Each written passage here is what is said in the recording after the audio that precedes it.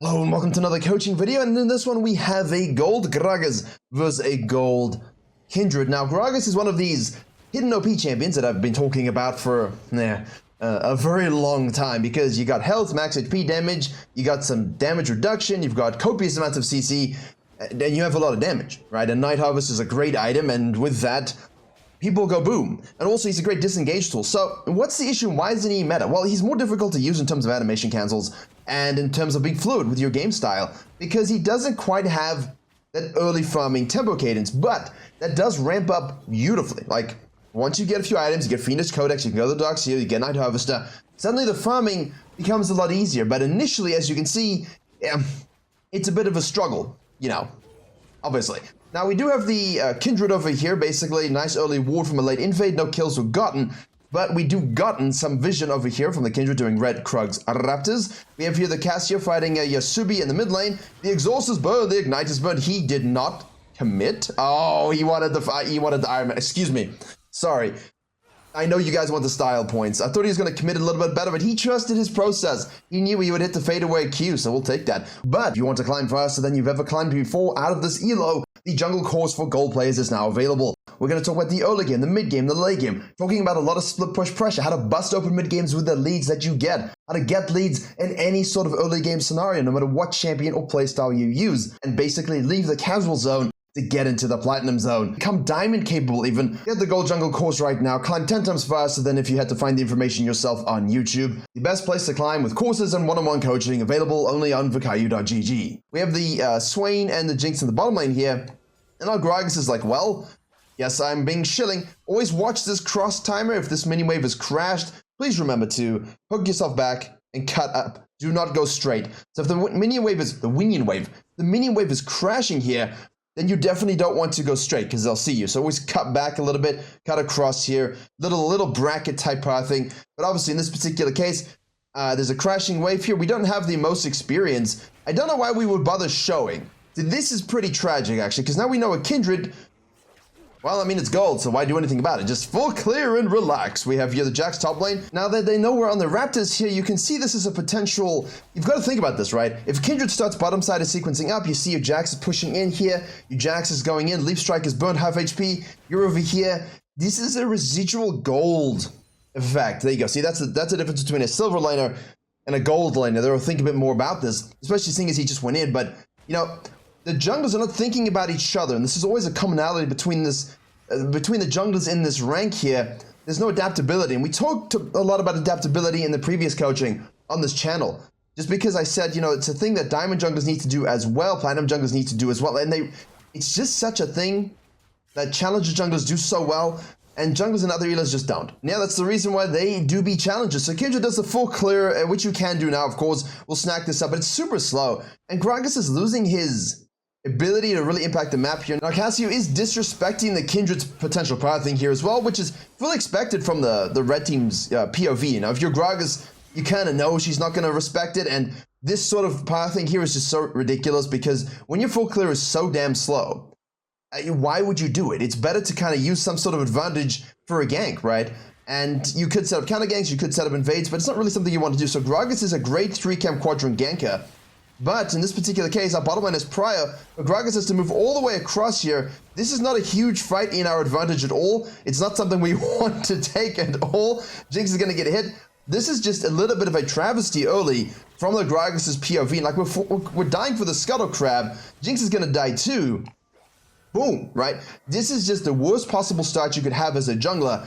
But then you have to ask yourself the question, what did I do to try and make a positive impact on the map? The Kindred just full cleared and full cleared faster than the Gragas, so got the Scuttle, and then Gragas walked over the Scuttle, and then because now the Gragas is trailing the Kindred, because the Kindred understands their tempo control, then Kindred repeat ganks the lane that has no sums and has already died, nicely done, goes down here, knows Yasuo has prior, Gragas is trailing. That's the impact that you have when you full clear slowly and don't decide to do something else. Like, the best thing that Gragas could have done is simply 5-camped. 5-camp and maybe cut it for the Scuttle Crab, right? Ensure we get that before the full clearing gold jungler, deny that, and then maybe you can kind of give some pressure release here as you use your prior to get this, and now the Kindred won't know what to do. So that's the whole idea of adapting your pathing, you know, relevant to who you're playing, but also your lane states.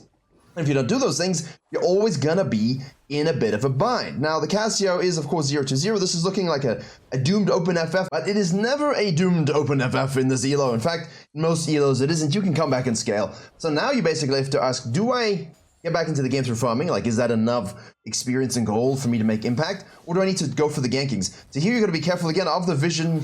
Like, I know we want a shortcut, but you got to really be wary of those things. Jinx is now shoving this with the Swain. We have here the Mark Denial from the Gragas and basically saying, oh no, oh no. But this is a cut, right? Surely this is a cut.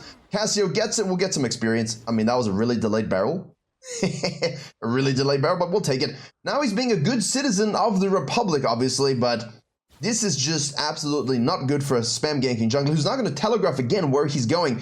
Kindred, on the other hand, is basically saying, hey, I got to repeat full clear, obviously. And then Jax is basically saying, look, yeah,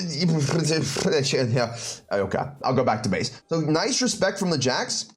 Gragas wasting time looking for some potential counter jungling situations. Sees bottom lane here as an advantage. We're no longer near 6. Like, this isn't necessary at all because we know Kindred started bottom side, sequence up side, took the scuttle, ganked mid lane, won the fight on the bottom side. 99% will kind of sequence up again and then reset. So the Kindred's most likely going to reset here as well. So this is a good little sneaky thievery invade, but you have to be aware that we could have just waited and ganked this, right? Like, you could have gone over the wall here, the plant, you wait, you follow the engage, and now boom, double kill, right? So the patience here would have been better used on killing the bottom lane, although we might be able to get a little bit of everything here if we can snag this and get out. Way too much damage, way too slow in that red buff. A bottom lane coin flips it. We literally just coin flip that entire scenario. I mean, it's way better to hit the plant here, sit, chill, wait, leave a ward on the red because you know that's coming up. There's always a problem in gold as we have here the level 6 all in by the cannon. The Jax flashes down. The Kindred is showing up, hits the E to get the slow. Hughes to gap close once more. Jax leap strikes to the peaches and we'll keep running away. I was going to say rooving instead of moving and running. We'll go with that. Rooving's a new word. And the Yasuo's going to collapse. We use the ward up. We hit the plant. We're going to try to get to this sucker here and bounce down. And Gragas is like, well, I got a scuttle crab, and I'm moving into this area here. Didn't check the, I mean, this is silly. Now he's going in on this. So if you're playing Gragas, this lack of impact should worry you drastically. I mean, a severe lack of impact. It's not something we want at all. We want to ensure that we're ganking more than a Kindred, who's 2-0-2. The Kindred now moves from the red side jungle across mid lane. Definitely helped that snowball of the mid lane. Now he's just doing his blue. The Jinx is forced to burn, heal, and Sums, or just like it almost dies down bottom lane because the Swain is moving, who's clearing this one. Kindred moves across this way now.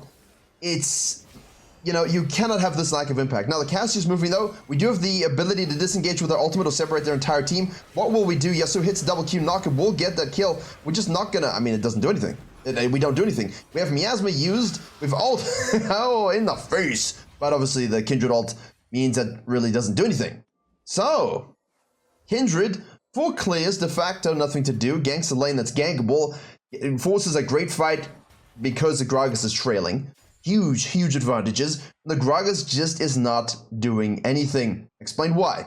If you can full clear quickly, you have such a huge advantage over so many junglers in the elo that you're playing. That's why it's such an important thing, because now they're trailing you, right?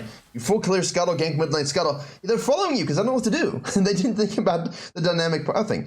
Now the Gragas is going to Raptors here, which most likely means red Krugs. Does he leverage that into a top lane gank or down? Why doesn't he say, hey, look, I can steal my red or I can steal my Krugs here and I can gank top lane because this guy's low as well. Has flash up, maybe I can burn something, right? I'm strong enough to maybe burn something here at the very least so that the Jax, maybe I can sync up with the Jax. So this is, again, just lack of vision. Now we're going to the double buff Yasuo. He's got a huge lead, 5-1-2. You're just going to show up here from this particular side. We're forced to, well then, wait, Casio. Casio burns a flash.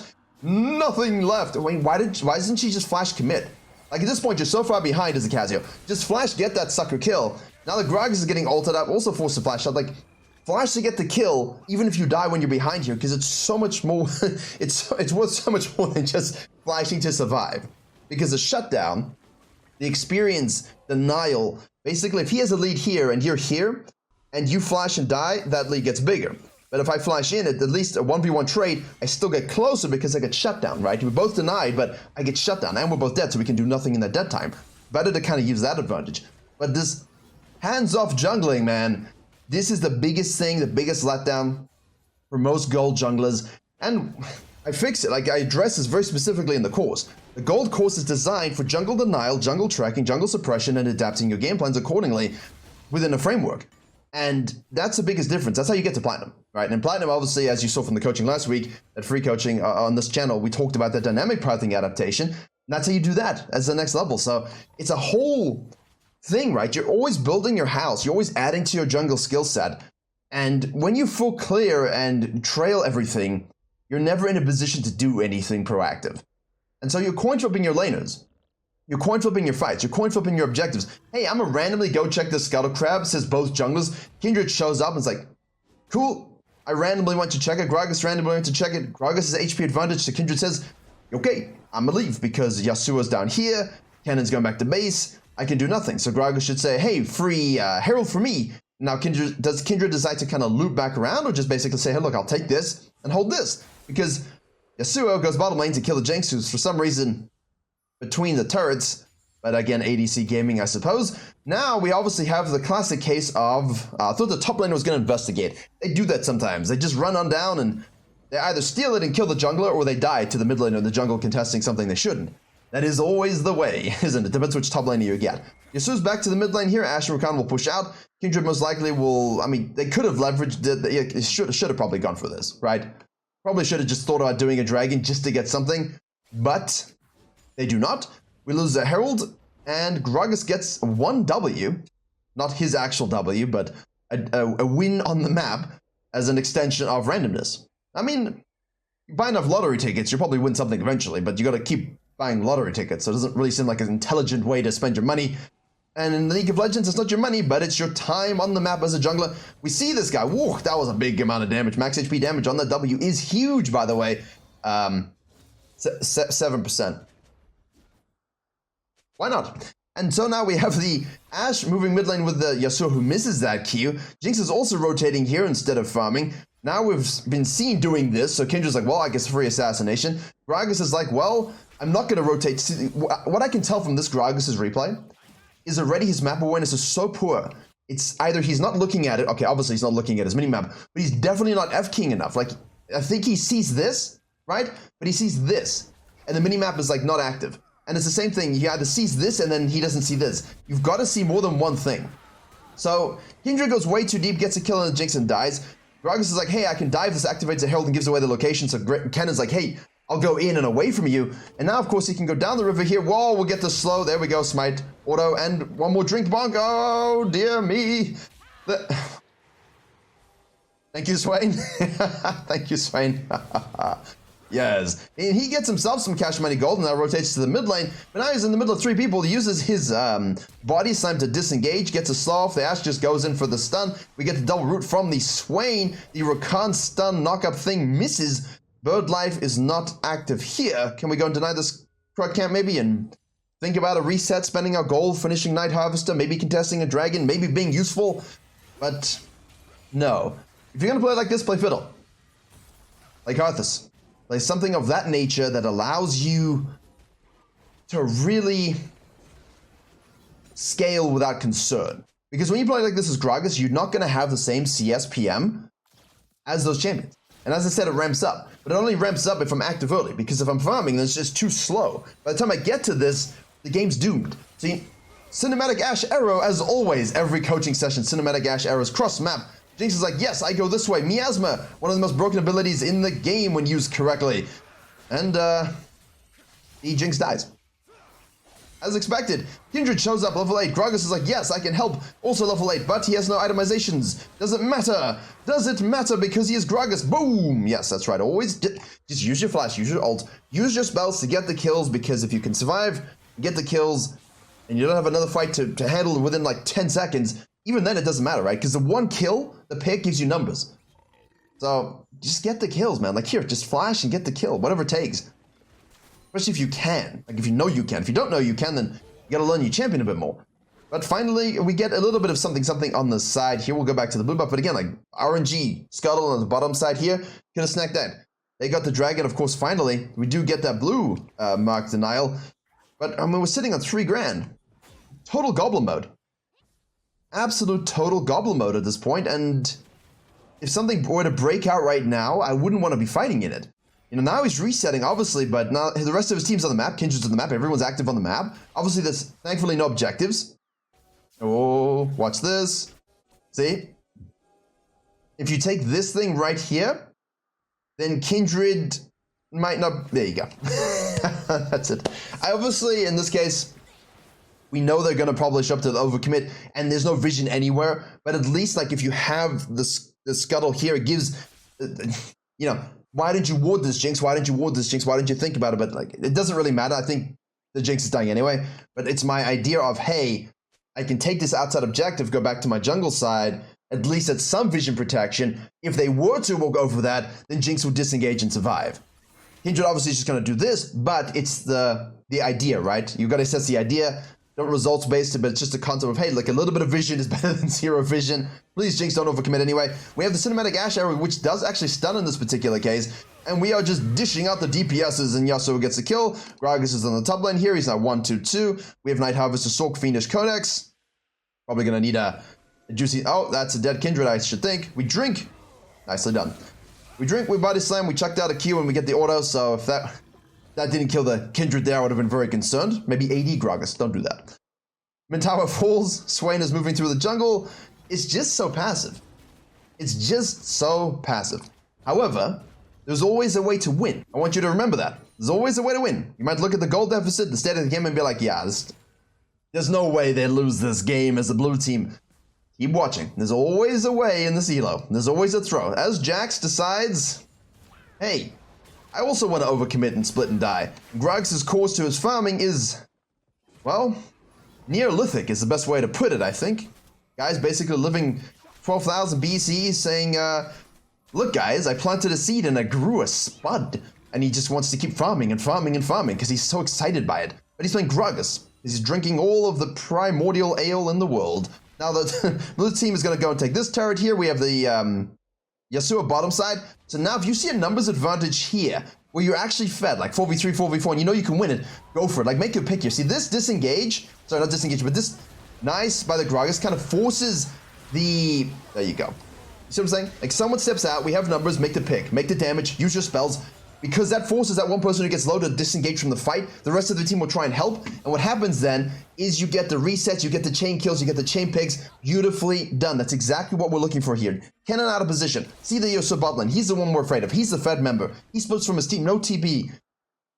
Where's Kindred? Do we have 3? We have 3. We have 4. They have 3. Okay, let's go quickly. Chunk someone, chunk someone, chunk someone. Kill them if you can. Kindred shows up. But now the Ken's like, I need to leave. Gragas just tries to one-shot him. He's behind, so he doesn't. But it's fine. The Ken cannot go back in again. Resets. Face downs. Good job by the Swain. Translate into an objective. That's how you win in this elo. Now, you're going to use this as a justification. Like, you see, just farm, be strong. Yes, to a degree. But not on this champion. You don't need to on this champion, because you want to snowball with gold, because your damage profile is so disgusting, your kit is so obnoxious. You can make it so that Yasuo and that team can never engage properly. His disengage is, it's legendary, right? It's absolutely legendary. So, well, no one's surprised. We go back to base here with the second Herald, so at least we're getting something. Now we're going to maybe try and, I mean, the obsession of the marks here is a little extreme. It is available. Yasuo is now pushing on the bottom side here. We saw a couple people top lane. We saw the cannon here, so we know, again, we have numbers. Can we do something here to shut someone else down or chunk them? That Q misses. We see the Kindred snacking this away. Obviously, we won't know this as the red team, but it's suspected, basically, because it was pinged. See the Kindred. Know that they took it. Yasuo's like, I'm not taking that one. Yasuo is 2 levels up still. Gragas is ahead in experience thanks to these last few plays. We do have the Zhonyas now, which is great and wonderful and fun. For Gragas. Not for anybody else. That's the concept, right? No real objective on the map until the dragon spawns. Yasuo's overcommitting. Can we kill? Ideally, we would want to, but play it intelligently. Don't die unnecessarily. Wait for the Jinx, because of course we need her to get those resets in the fight. And keep people off her. That's our goal here. Keep people off the Jinx with our ultimate. Rakan decides to go do stuff, gets miasmid and chunked just a little bit before he is forced to flash and disengage, which is great. We'll take that one. We have your ADC versus ADC crime in the mid lane. That's okay. That means who wins this fight? Gragas is basically going to say, look, you overcommitted, let me chunk you again. Nicely done. So now Rakan is going to be forced to leave this fight. And blue team, if they're intelligent, will just leave. Blue team will just say, hey, we don't have the HP. Jinx shoved the Ashe off. Ashe is out of the way. can't do anything. We need to leave. Cannon's just actually gonna go straight in and try and hit all the juicy spells. Miasma in the chokehold. The jumping from the Jax. The ultimate disengage from the Gragas. The Yasuo goes in for a 4-man ulti but gets blown up. Both ADCs cinematically ult. And the Ashe is still mid lane. The Jinx is now, can I chase down the cannon? One more, baby! Nope, one more, come on. Just go get the reset. There we go! Into the dragon. Can we Baron? I think I would like to see a Baron here, but obviously I understand the hesitation. We do need the ADC forward. Jax is just taking a blue. We do have a Cassio though. You do melt that sucker. You really do melt. Baron's quickly with his team comp. But Kindred's up. Yasuo's up in 12. Right? We should reset the shutdowns, but that's a perfect example of how you can win games in this elo despite having horrific early game jungling, excuse me. Now imagine if you had good early game jungling. Imagine if you were strong at all points in the game and you had this gold deficit. Like imagine all your team were doing exactly the same this game, but you were strong. That's stress, right? Because you're not worried about anything. You know that you can just rotate to fights and kill people off. Obviously, you have to notice these things on your map, which the Gragas doesn't, but if you do notice them and you have the lead, it's nice and juicy. But as you can see here, 1200 damage already from Night Harvester, Stonk's item, really, on Gragas. We have here the Jinx, a little bit out of position, 1300. You can just keep her safe from herself, right? Like ADC mains in this elo and in Platinum and in Silver, you just gotta keep them safe as you can, right? That's all you can do. The Cassio's marked you, but now, like from the red team's perspective, same thing, right? Chill, wait for the overcommit, make the pick. Chill, wait for the overcommit, make the pick. Ward, ward, ward, ward. Take your camps as you can, when you can. Drag into the bush here because we're worried about the invades, but obviously the Kindred is gonna... They probably won't want to do that either. Like blue team are also not hesitant because they realize they're throwing this lead pretty drastically. And the main thing for the red team is just keep control of your jungle as best you can, but don't overcommit. Now, we have here the Jax going in on the cannon. We have the Jinx going back to base. We have this Herald being activated here because we forgot we had that thing, I guess. Might as well activate it and shoot it down nowhere. Yeah, well, I mean, if it's going to expire, use it mid lane, right? Like, take the dragon, use it mid lane, hit that. So, oversight by me, obviously talking about the game state. But in-game, you got to notice, oh, look, I have a Herald. I should probably use it when they're dead. And then I can maybe get it bust open on the mid lane here. Would have been nice. So keep that in mind when you're behind. If you do have a Herald, you can do that. I apologize for ranting and raving about other things in the meantime. There's always multiple things to deconstruct in a coaching video. You could spend 3 hours on one replay. Honestly, you could really do it. Like deconstructing every bit of possible information that you could sort of absorb and process. Vision line, vision line, vision line. I'm freaking out. I'm freaking out, man. I can see like the blue team sees this as well. There we go. It's there we go. I mean, come on. I mean, come on. And we have obviously the cannon in the bottom lane. And now they're gonna go for the Baron because the Jinx overcommits. And what should we do as a jungler here? You either shadow, ping off, or if they send 2 here, you need to be in a position to really shove down so that they are forced to disengage and not do a Baron. But if you're just piss farming in your jungle still, Neolithically, they're just gonna get a free Baron. I would not die. I would not die for the steal. I mean, if I know I can get out, I will do it. There you go. I was worried that that might be the case, but you don't want to die here. Like, I feel like it's too... Dunked, baby. You know, I get it. Like, when you go for steals here, you have to ask yourself, right, if I die, don't get it, and my whole team wipes, what happens? Do we lose? Do we lose inhibs? Do we basically make the game irrecoverable? If I go in, steal it, cool, that's always good, right? But if I go in and die and don't get it, and my team follows and they die, what's the outcome? Now imagine you did that 10 minutes earlier. Change the nature of the game. We change the nature of the game. Jax is down here, obviously kills the cannon, that's beautiful. So, a Baron take that works out for us, but I'm okay giving it. Why? Because I would just shove the hell out of this. Because as soon as I see Jinx overcommitting, we're pinging, and we know like it's just gonna happen, right? That's what happens in these neutral game states. Someone overcommits, they will die. What I like what he did here is he knew he had to get out, he used his zonies appropriately, he got out, he got a kill, he shadowed this, he got another kill, he took, he falls back. Now we can actually deal with this a little bit and take this. This was nice. This was a nice flow. Denial, holding, makes their work much more difficult.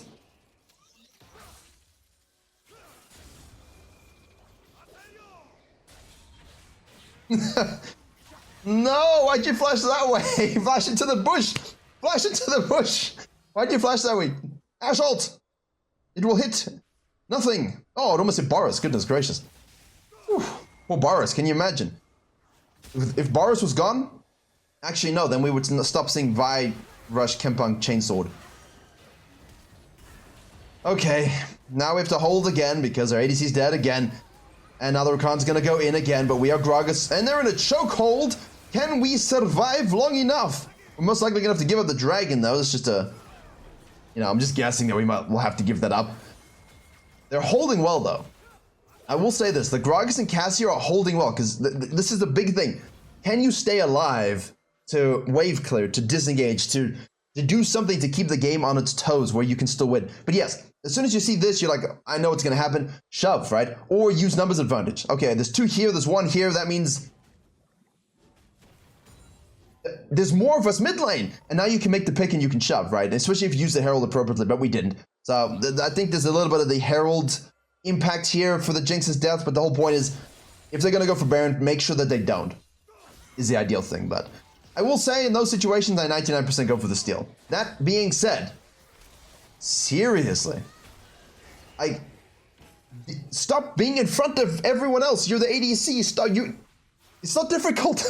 It's not difficult, but you have to carry these people. You have to learn how to carry these people. So Gragas is now saying, okay, let me go and scan in shadow, but obviously if it's warded there, he'll be detected because he didn't do the nice tight pathing. We'll hit this to see if there is anyone out of position. Can we win without? See, now we saw someone go back to base. If they're out of position, you pull the trigger on the fight. Because we know someone went to base and we saw, okay, 1, 3, 1 is what they're going for. We have 4. We can make something happen here. This is it. 1, 3, 1 is weak against the engage all in, even without your ADC. Kindred's out of position. Can we hit this turret? We currently have a 2v2 mid lane. Yasuo's going to collapse in on us here. Basically, now we need to pull the trigger and do something. Nice miasma there. Kill a turret. Very good. Kindred's rotating here. We're going to get collapsed on though. That's the problem. We don't want to be forked. TP, TP, TP, TP from the cannon. Make a commit. Make a fight before he arrives if you can. Kill them before he arrives. We do the separating. Cannon flank from the baseline, but the Swain and the Gragas really force a separation, so we're able to kill that. And now the Cass is sitting on the back line. We do get the Q from the Yasuo into the ult, but again, nice body slam Q disengaged there by the Gragas. Jinx's ult does hit smack in the face. It wasn't as quick as we needed it to be, but it was sufficiently strong. And of course, Rakan wasn't in the picture. So we see this TP, we see their split. We need to make the numbers play right now before the cannon gets into the play. Before the cannon gets into the play, and then of course the rest is just, and good job to the Jinx for ulting. So now we're gonna shove this down here onto the inhib, which is super nice. Jinx should be able to get a little bit more pressure here, but watch the respawn time as cannon is up. Yasuo is up, Kindred is up. Can we please, no. We have the respawn timers, we can see them all up, and the Jinx is like, no, I want to stay. She's dead, isn't she? She's gonna die again, isn't she?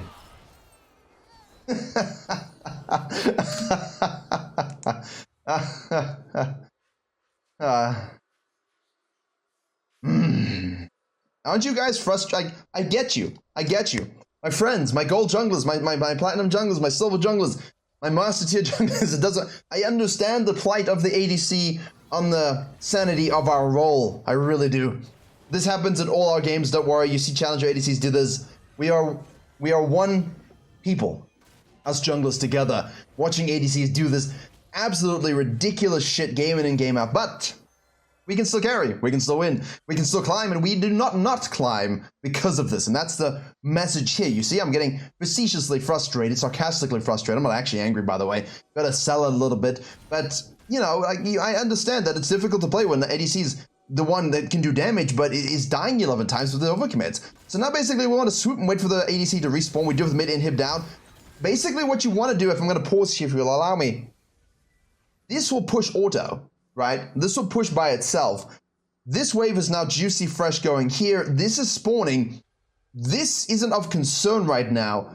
We really should be looking to gain control of this side of the map with a little bit of shove here, and the person with TP should be down here. The TP person is in the furthest lane because now they can rotate into this fight. We can have a small shove here cut up. Someone catches this. We all join together as 4. This is a 0 because this will auto push by itself, provided we're patient enough in this scenario. The split pusher here can really go hard if something happens TP. Cut it off TP. If they send 1 over to cover, or 2 over to recover, then what you can do is TP and have a 5v3, or you can just 4v3, and what they can do is they can move. Catch this wave and push it in again if necessary, and then you just end the game. And obviously none of that is actually happening, and the Rakan is out of position, so the Jax is gonna go and get the double stun, not through the Counter-Strike. Beautiful ult from the Gragas to knock him out of the Kindred ult. That's why Kindred doesn't like Lee Sin. The Hex Drinker gives the Jax a lifeline. He survives. The Jinx is like, look at me smurfing. Nice slow smite by the Gragas. Says, can I take this? Yes, I will. And that should be GG. Well done. Really, like, super, super good mid to late game patience by the red team. Super, super good ability to recognize people out of position and immediately punishing them for, excuse me, we didn't see that one, but it doesn't really matter. It was a lamppost bonk, or a lamp bonk, if you will. And now Cassio joins us. Like, what a cosmic throw. But also played perfectly when you're behind. Not by the Jinx, she was abysmal. But the Gragas did a solid job. Absolute solid job maintaining usefulness, you know? There's a lot of things we can improve, right? A lot of things you can improve. But when you're playing from behind, the ability to force them to make bad plays through overcommit because you're just patient and you're not doing that yourself, or if someone is on your team doing that, what can I do in the meantime? Can I push something? Can I make another pick somewhere else? You know, all those good things. Obviously, the Baron steal, as I said, I would always go for that. I know you would go for that too. Just weigh the possibilities of the timing game. If I die, and my team goes in with me, and we lose, well, we lose the Baron, do we lose the game? You know, like that. You cannot sacrifice the game for the Baron steal. You can always try and clean up. You can try and zone. You can try and stop the ports. And you can just kind of maybe take Baron off a few people while you hold again, which is effectively what they did. And then you deny a whole bunch of camps. So, well done to the red team. Nicely done. Kindred, solid early, but again, full clearing, not really doing anything too proactive. And again, both early game gold junglers, not thinking about each other, not dynamically pathing, not paying attention to everything you need to. That's where the refinement comes in, because if you're strong at that phase, and you're good in the mid and the late game regardless, wins. Thank you very much for watching. Don't forget, gold course link below. Zada GG guys, link below. As always, I will see you all in the next tutorial.